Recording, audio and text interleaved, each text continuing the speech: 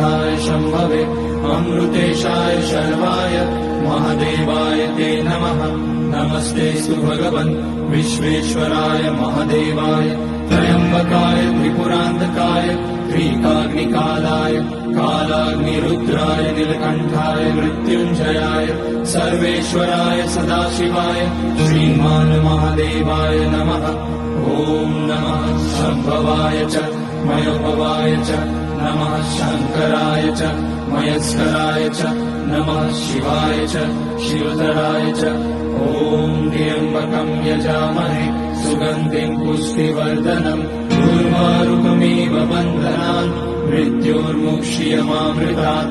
नागेन्द्रहाराय त्रिलोचनाय भस्माकराय महेश्वराय नित्याय शुद्धाय दिगम्बराय तस्मै नकाराय